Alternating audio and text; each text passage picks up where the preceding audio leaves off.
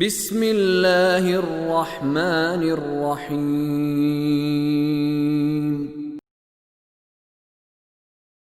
ان اللہ وملائکتہ یصلون علی النبی یا ایہا الذین آمنوا صلوا علیہ وسلموا تسلیما ان الذین یؤذون اللہ ورسولہ لعنہم اللہ فی الدنیا والآخرہ لعنهم الله في الدنيا والآخرة وأعد لهم عذابا مهينا والذين يؤذون المؤمنين والمؤمنات بغير ما اكتسبوا فقد احتملوا بهتانا وإثما مبينا۔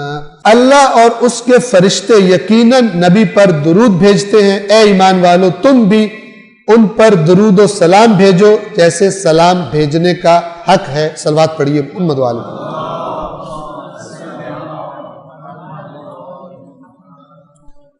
جب یہ آیت نازل ہوئی تو یہ شیعہ سنی روایات میں موجود ہے بات کہ جب یہ آیت نازل ہوئی تو پھر لوگوں نے سوال کیا رسول اللہ سے آپ پہ کیسے صلوات پڑھیں، تو پھر جو صلوات اللہ کے نبی نے سکھائی اس میں آل کا بھی ذکر موجود تھا، اور برادران اہل سنت بھی اپنی نمازوں میں بھی جو درود پڑھتے ہیں اس میں علی محمد و علی آل محمد کر کے پڑھتے ہیں۔ یہی صلوات ہے محمد اور آل محمد والی۔ اور پھر جو مریض ہیں آل محمد سے پرابلم ہی رہا ان کو، کچھ کو آل محمد سے پرابلم ہے اور کچھ کو شیعوں کی وجہ سے پرابلم ہے۔ شیعہ پسند نہیں ہے، لہٰذا کیونکہ شیعہ ان سے محبت کرتے ہیں وہ بھی پسند نہیں ہے ان کو۔ یہ ایک اور خطرناک مرض ہے۔ سمجھتے ہیں کہ اگر ہم ان کی اچھی بات کریں گے تو اس سے شیعوں کو شے ملے گی۔ بعض لوگوں نے فتویٰ دیا ہوا ہے کہ چونکہ کربلا کا ذکر بیان کرنے سے، حسن و حسین علیہ السلام ان کا ذکر، ان کا نام لینے سے شیعوں کو شے ملتی ہے اور شیعہ ایک باطل فرقہ ہے، لہذا یہ ذکر کرنا حرام ہے،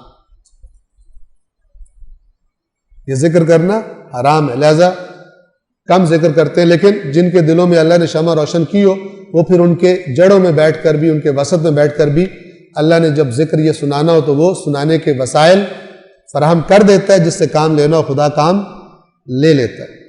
تو اللہ نے یہ، اللہ کے رسول نے پھر یہ درود و سلام سکھایا، اور اس میں اشارہ دیکھیں رسول اللہ کو لوگ کہتے تھے ابتر، اس کے بعد کوئی نہیں رہے گا۔ تو اب اللہ کا رسول جو سکھا رہا ہے، خاص طور پہ جو دینی حکم سکھا رہا ہے وہ تو خدا کے حکم سے سکھا رہا ہے، اپنے پاس سے تھوڑی کہتا۔ قرآن نے کہا وہ اگر اپنے پاس سے کچھ کہتا ہم گردن کاٹ دیتے، اگر اپنے پاس سے جھوٹ بولتا ہمارا نبی آئے تھے ہم اس کی گردن کاٹ دیتے۔ تو جب اللہ کا رسول دینی حکم سکھا رہا ہے یعنی خدا کے حکم سے، تو یہ بھی جو ہے محمد و آل محمد ہے، یہ وہ جو تانا تھا کفار دیتے تھے کہ یہ ابتر ہے، فرمایا کہ کہا گیا کہ اگر صرف مجھ پہ پڑھو تو یہ ابتر ہے، میری آل کو بھی شامل کرو تمہاری صلوات بھی ابتر نہیں رہے گی۔ اللہم صلی علی محمد و آل محمد۔ جو لوگ اللہ اور اس کے رسول کو اذیت دیتے ہیں، اذیت تکلیف، تنگ کرنا جس سے انسان کو تکلیف ہو، جو لوگ اللہ اور اس کے رسول کو اذیت دیتے ہیں ان پر دنیا اور آخرت میں اللہ نے لعنت کی ہے اور اس نے ان کے لیے ذلت آمیز عذاب تیار کر رکھا ہے۔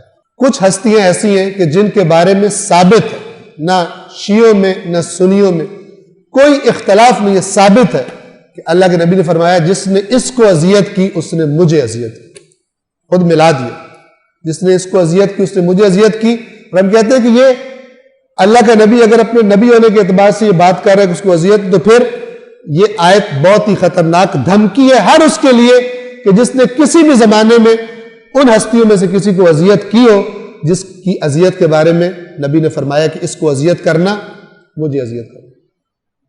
اور یہ ایک روایت نہیں ہے، یہ بہت ساری روایات۔ کبھی فرمایا جو ان سے دشمنی رکھے اے اللہ تو بھی ان سے دشمنی کر۔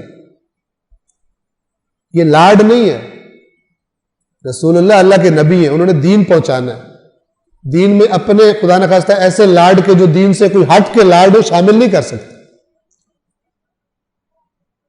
اسی لیے میں نقل کرنا چاہوں گا آپ کے سامنے طارق جمیل صاحب کا ایک جملہ ہے، وہ کیا کہتے ہیں کہ اہل بیت ہماری عقیدت نہیں ہے، عقیدہ ہے،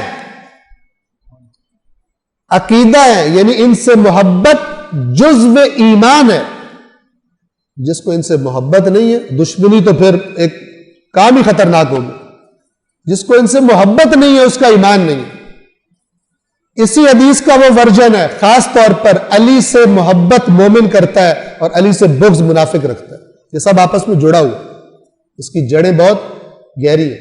رسول اللہ کو اللہ نے بتایا ہوا تھا کہ ان ہستیوں کے ساتھ کیا ہونے والا آئندہ اور لوگ کیا کریں گے. لہذا اللہ کے نبی نے اتمام حجت کر دی.